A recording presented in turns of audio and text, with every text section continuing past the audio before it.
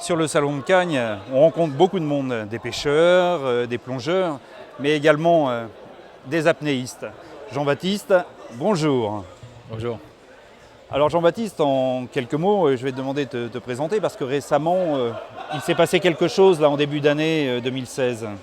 Oui, tout à fait. En fait, au début d'année, au mois de février, j'ai battu le record de France d'apnée statique en 8 minutes 12.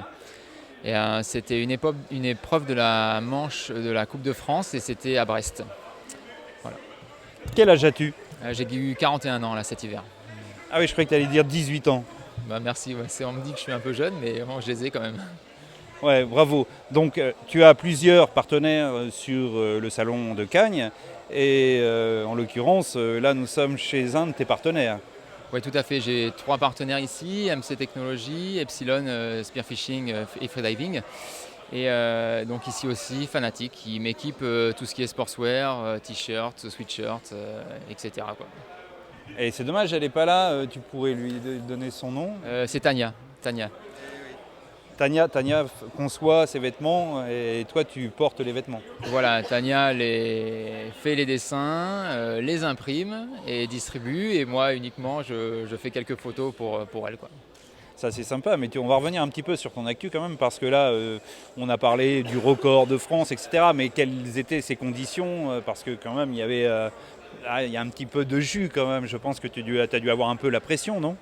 Tout à fait, oui, parce que c'est quand même beaucoup d'entraînement. On se mesure à de grands athlètes aussi. Donc là, il faut, le jour d'une compétition, donner le meilleur de soi-même.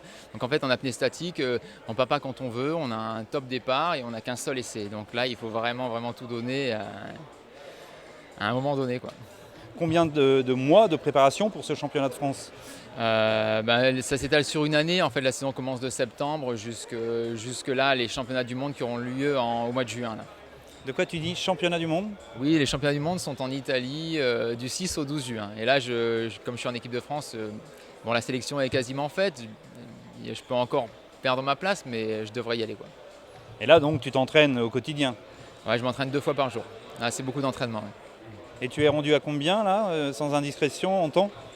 Alors là, on essaye de pas trop faire de maximum comme ça. On fait beaucoup de séries, des répétitions. Mais bon, j'ai repassé les 8 minutes là, récemment. Donc je commence à être en forme, là. Ça va. Ouais, quand on te voit, tu n'as pas spécialement le look d'un apnéiste. Tu as vraiment, avec les tatouages et tout, le look du surfeur, du rider, comme a dit Patrick tout à l'heure. Mais félicitations, parce qu'en général, on attend un apnéiste avec une cage thoracique très importante. Et là, toi, on te voit assez flin et c'est impressionnant. Oui, alors c'est vrai que par rapport aux autres champions, je suis un peu plus petit, mais finalement, j'arrive quand même à tenir assez longtemps. Et c'est vrai qu'à l'époque, j'étais très porté sur le surf. J'ai beaucoup voyagé pour ça. Après, je me suis mis à la chasse sous-marine et là, depuis peu, en fait, depuis 1 an et demi, je me suis mis à l'apnée. Alors bon, j'ai peut-être pas le gabarit, mais en tout cas, pour l'instant, ça va. Juste pour conclure, dis-moi, est-ce que tu as un secret à divulguer, quelque chose d'important à divulguer pour tous les gens qui désireraient faire de l'apnée? Alors moi, je pense qu'il faut être persévérant parce qu'on progresse vraiment lentement et il faut toujours garder un mental fort. L'apnée, c'est quand même quelque chose de très difficile où on se retrouve vraiment face à soi. Les sensations ne sont pas toujours agréables parce que c'est travailler dans la souffrance, l'envie de respirer. Donc il ne faut pas baisser les bras. On gratte quelques secondes, mais petit à petit, quoi.